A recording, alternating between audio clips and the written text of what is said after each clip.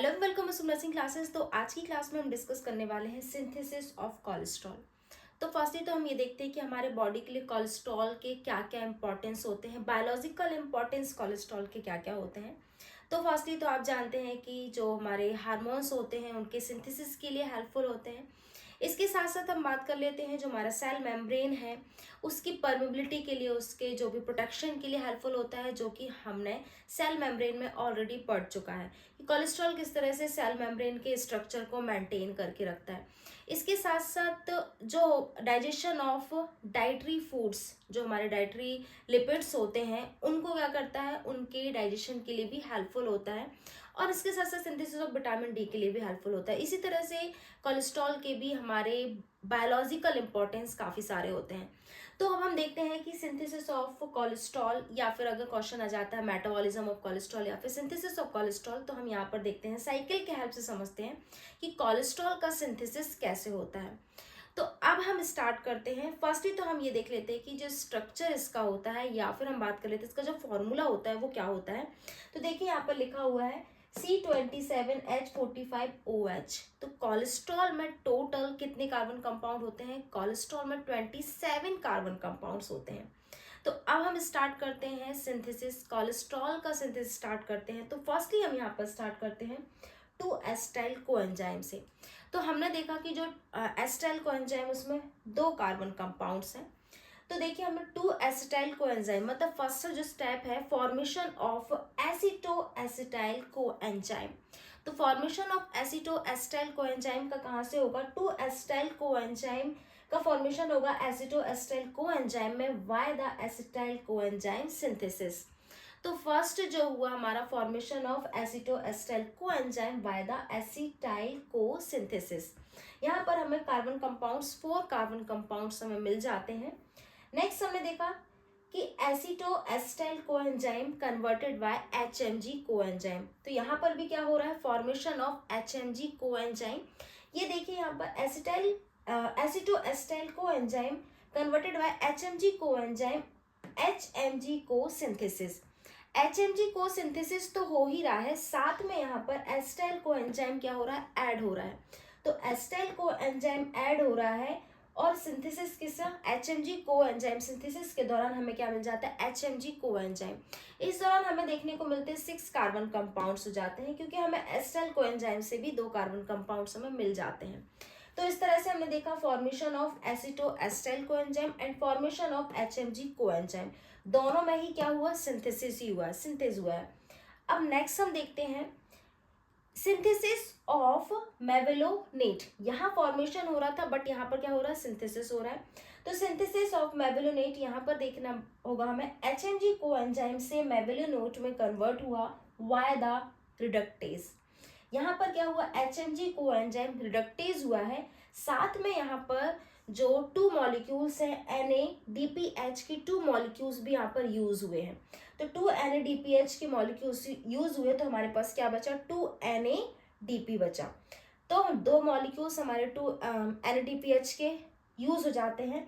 और यहाँ पर कौन सा एंजाइम यूज होता है? यहाँ एचएमजी कोएंजाइम रिडक्टेज। तो हमें मिल जाता है क्या? मेवेलोनेट। यहाँ भी हमें 6 कार्बन कंपाउंड है यहाँ पर, क्योंकि कोई कार्बन ऐड नहीं हुआ है, ना ही लॉस हुआ है। अब देखते हैं मेवेलोनोट्स के बाद जो हमारी नेक्स्ट जो स्टेप होगी, तो वो होगी फॉर्मेशन ऑफ आइसोप्रेनॉइड यूनिट्स, है ना। तो हम यहाँ पर देखेंगे आइसोप्रोनाइड यूनिट्स, या फिर आइसोप्रोनाइड का क्या हो रहा है? यहाँ पर फॉर्मेशन हो रहा है। तो मेवेलोनेट से हम देखेंगे, मेवेलोनेट के बाद हमें देखने को मिलता है 3-फॉस्फो-5-पायरोफॉस्फो मेवेलोनेट। इसके दौरान क्या हुआ? यहाँ पर काइनेज हुआ है ना, कैटलाइज्ड हुआ है। तो यहाँ पर काइनेज एंजाइम के हेल्प से 3-फॉस्फो-5-पायरोफॉस्फो मेवेलोनेट का क्या हुआ? यहाँ पर फॉर्मेशन हुआ। अब यहाँ देखिए 3 ATP, मतलब यहाँ पर 3 ATP का यूज हुआ है, और हमारे पास क्या बचता है? 2 ADP। तो यहाँ पर 3 ATP का यूज हुआ है, यहाँ पर क्या हुआ है? काइनेज हुआ है, कैटलाइज्ड हुआ है, और हमें क्या मिला? Three phospho five pyrophospho mevalonate. तो mevalonate converted to three phospho five pyrophospho mevalonate by the kinase.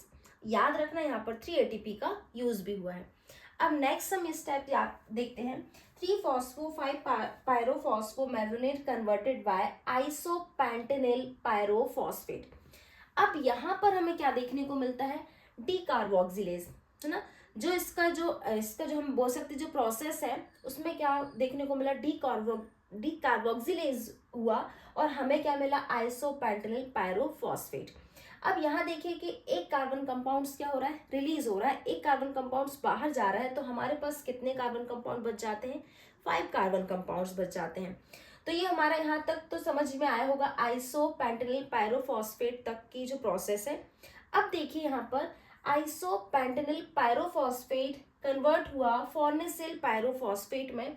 अब यहाँ पर 2 आइसोपेरोनाइड यूनिट्स भी देखने को मिल रहा है और हमें ट्रांसफरेज देखने को मिल रहा है। अब देखिए यहाँ पर शॉर्टली में हमने लिख लिया है कि डायरेक्ट आइसोपेंटेनिल पायरोफॉस्फेट से फॉर्नेसिल पायरोफॉस्फेट में कन्वर्ट हो गया। अब देखिए 5 से 15 कार्बन कंपाउंड्स कैसे आ गए, है ना।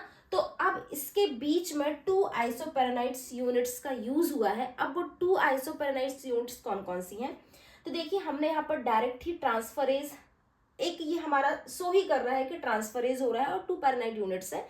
तो अब यहाँ पर हम इसका डिस्कशन कर लेते हैं कि कैसे।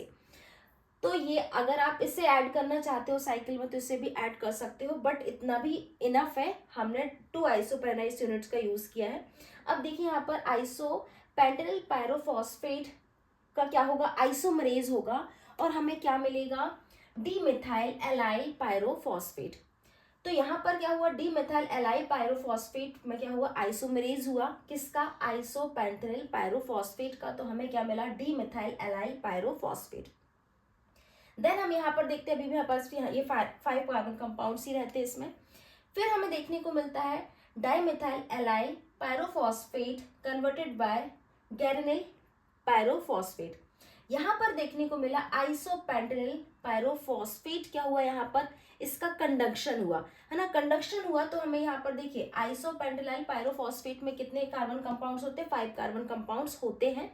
तो हमें गैरेनिल पायरोफॉस्फेट में कितने हो जाते हैं, 10 कार्बन कंपाउंड्स मिल जाते हैं। अब जो हमारा गैरेनिल पायरोफॉस्फेट से वापस से क्या होगा, वापस से ही आइसोपेंटेनिल पायरोफॉस्फेट में क्या होगा, कंडक्शन होगा और हमें क्या मिल जाता है, फॉर्नेसिल पायरोफॉस्फेट। इस तरह से हमारे 5 कार्बन कंपाउंड्स ऐड हो जाते हैं और हमारे पास कितना हो जाता है, 15 कार्बन कंपाउंड्स। याद रखना जो हमारा आइसोपेंटेनिल पायरोफॉस्फेट होता है उसमें 5 कार्बन कंपाउंड्स होते हैं।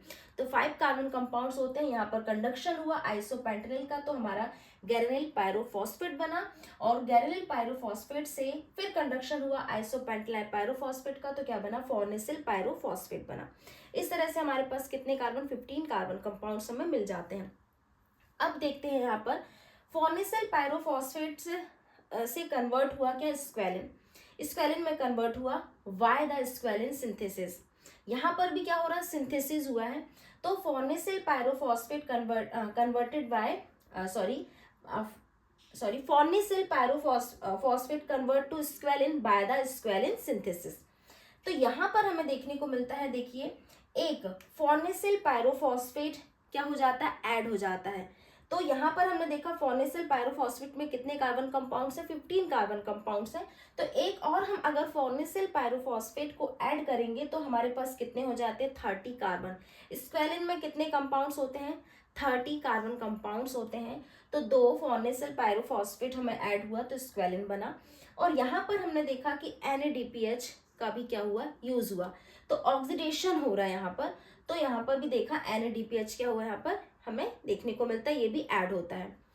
ये तो समझ में आया, फॉर्नेसिल पायरोफॉस्फेट से स्क्वेलिन में कन्वर्ट हुआ, यहाँ पर हमें फॉर्नेसिल FPP फॉर्नेसिल पायरोफॉस्फेट भी ऐड होता है। तो हमारे पास 30 कार्बन कंपाउंड्स मिल जाते हैं। नेक्स्ट हम देखते हैं स्क्वेलिन, स्क्वेलिन कन्वर्ट होता है लेनोस्टेरॉल में।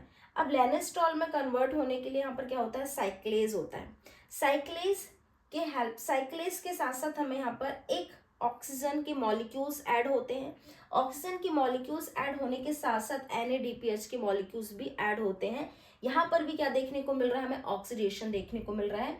और साइक्लेज मतलब साइक्लेज एंजाइम की हेल्प से क्या बना, लेनोस्टेरॉल बना। यहाँ पर भी 30 कार्बन कंपाउंड्स, यहाँ पर किसी भी कार्बन का लॉस नहीं हुआ है।